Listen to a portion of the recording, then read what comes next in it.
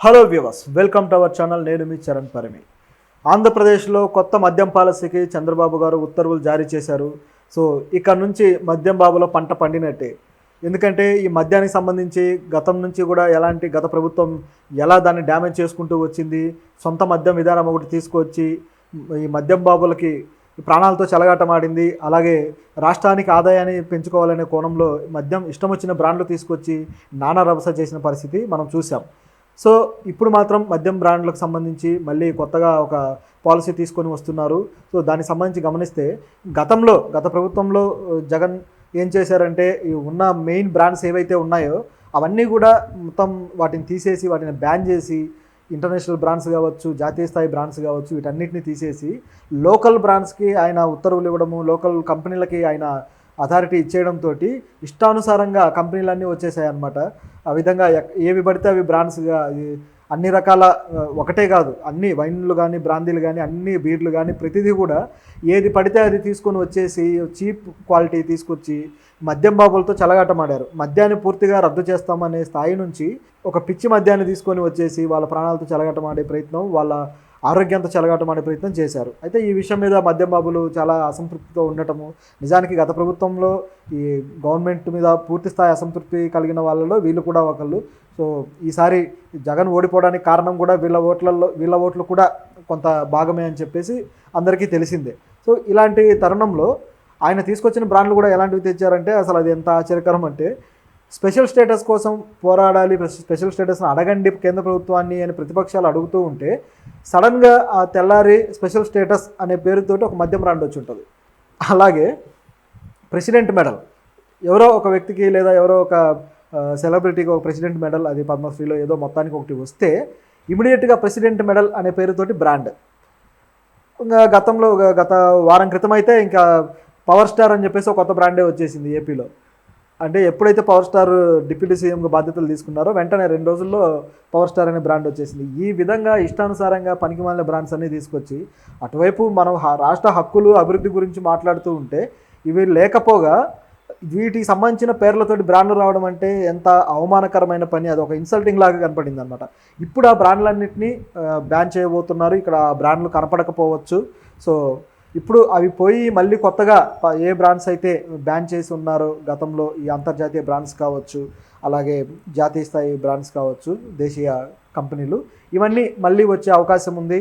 అయితే ఇన్ని రోజులు మరి ఎట్లా జరిగింది ఈ ఆంధ్రప్రదేశ్లో ఈ మద్యానికి సంబంధించి పాలసీ అంటే, ఈ బ్రాండ్స్ ఎలాగో నడుస్తూనే ఉన్నాయి. ఈ బ్రాండ్స్, ఈ ఫేక్ బ్రాండ్స్ ఏవైతే ఉన్నాయో ఇవన్నీ కూడా ఒకవైపు వెళ్తూ ఉండగా ఇది కాక సపరేట్గా ఒక స్మగ్లింగ్ మాఫియా కూడా దీనివల్ల డెవలప్ అయిన పరిస్థితి కనిపిస్తుంది. ఈ స్మగ్లింగ్ మాఫియాను కూడా ఇప్పుడు అరికట్టే అవకాశం దీనివల్ల ఏర్పడుతుంది అనమాట. ఇది ఒకటే కాదు, స్మగ్లింగే కాకుండా డ్రగ్స్ కూడా దీనివల్లే పెరగడం జరిగింది ఈ పాత మద్యం విధానం వల్ల. ఎట్లా అంటే ఇప్పుడు స్మగ్లింగ్ ఎలా జరుగుతుంది అంటే, ఈ బ్రాండ్స్ కోసం, ఈ దేశీయ బ్రాండ్స్ కోసం, పాత బ్రాండ్స్ ఏవైతే ఉన్నాయో వాటి కోసము వీళ్ళు ఆంధ్ర నుంచి తెలంగాణకి రావడము, తెలంగాణలో స్మగ్లింగ్ అంతా గూడ్స్గా వీటిని తీసుకొని వెళ్ళి బార్డర్ దాటించడము, అక్కడ మళ్ళీ డబుల్ రేట్స్కి వేరే రేట్స్కి అమ్ముకోవడం, ఇలా చేస్తూ వచ్చారు. అంటే వాటికి ఉన్న డిమాండ్ని ఈ విధంగా ఉపయోగించుకుంటూ వచ్చారనమాట. ఈ నాగార్జున సాగర్ దగ్గర ఏదైతే చెక్ పోస్ట్ ఉంటుందో అక్కడ ప్రతి బస్సులోనూ చెక్ చేయడము, ప్రతి వెహికల్ని చెక్ చేయడము గంటల తరబడి, ఈ విధంగా ప్రాసెస్ అవుతూ అనేక బస్సుల్లో దొరికాయి కూడా ఈ స్మగ్లింగ్ చేస్తున్న ఈ బ్రాండ్స్ కావచ్చు ఇవన్నీ కూడా.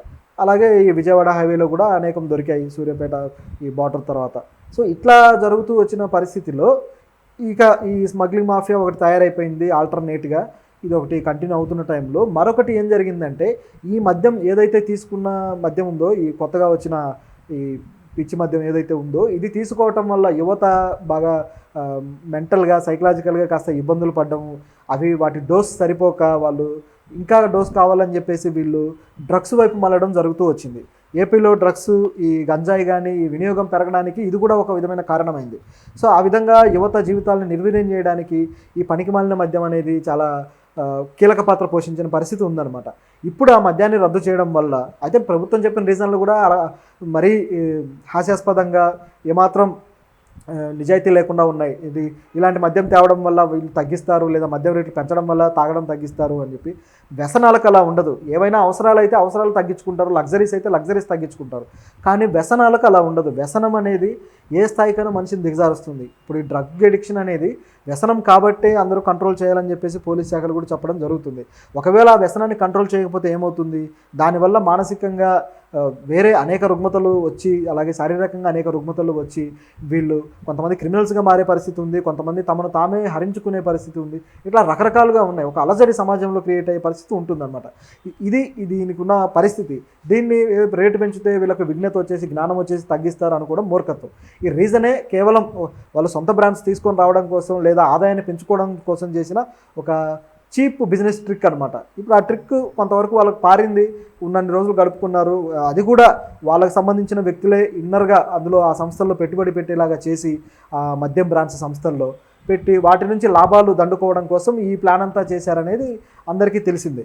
ఎందుకంటే ఒక సంస్థ నుంచి ఒక బ్రాండ్ వస్తుంది అంటే కొత్తగా ఒక సంస్థని ఏర్పాటు చేసి దాంట్లో భాగస్తులుగా, లేదా దాంట్లో పార్ట్నర్స్గా ఈ గవర్నమెంట్కి సంబంధించిన వ్యక్తులనే, వాళ్ళ కుటుంబీకులను, వాళ్ళ వ్యక్తులను పెట్టుబడి పెట్టించి ఆ విధంగా డబ్బులు దండుకునే ప్రోగ్రామ్ చేశారనమాట వీళ్ళు.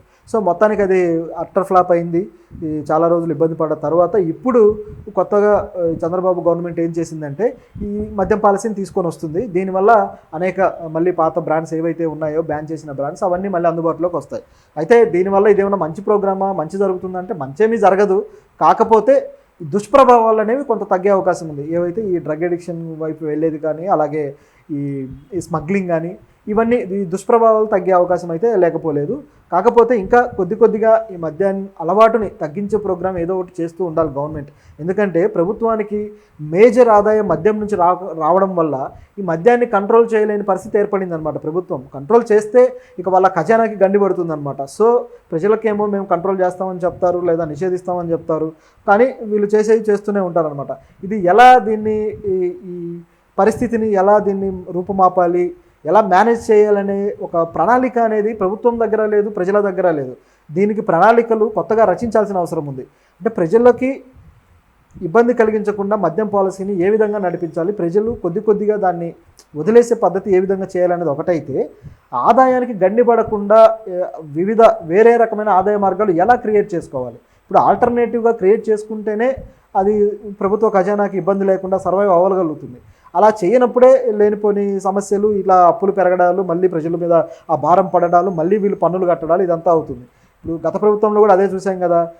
అప్పులు బాగా పెరిగిపోయి ప్రజల మీద ఆ పన్నుల భారం ఎక్కువైపోయి, మళ్ళీ ధరలు పెరిగిపోయి, ద్రవ్యోల్బణం క్రియేట్ అయిపోయి, ఇదంతా కూడా అది ఒక చైన్ సిస్టమ్ అనమాట. సో ఈ చైన్ సిస్టమ్ ఒకదాన్ని కంట్రోల్ చేస్తే అవన్నీ మిగతా వాటికి చుట్టుకుంటాయి. లైక్ ఒక దీన్ని ఏమంటారంటే రిపిల్ ఎఫెక్ట్ ఆర్ ఒక స్నోబాల్ ఎఫెక్ట్ అంటాం. అంటే చిన్నగా మొదలయ్యి కొద్దిగా వెళ్ళే కొద్దీ చాలా పెద్ద ప్రాబ్లంగా తయారైపోయే పరిస్థితి ఉంటుంది అన్నమాట. సో ఇలాంటి స్నోబాల్ ఎఫెక్ట్ దీంట్లో క్రియేట్ అయ్యే అవకాశం ఉంది. సో అలా కాకుండా ఒక మంచి స్టెప్ తీసుకుంటే బాగుంటుంది. కొత్త ప్రణాళిక రూపొందించాలి. తగ్గించడం కోసం, మద్యం వినియోగాన్ని తగ్గించడానికి కొత్త ప్రణాళిక రూపొందించాలి. అలాగే ఆదాయానికి గండి పడకుండా మరో ప్రణాళిక కూడా రూపొందించాల్సిన అవసరం అయితే ఉంది. సో ప్రభుత్వం ఏం చేస్తుందో చూద్దాం. దీంతోపాటు మద్యం స్మగ్లింగ్ని కూడా ఏ విధంగా కంట్రోల్ చేస్తారో చూడాల్సిన అవసరం ఉంది.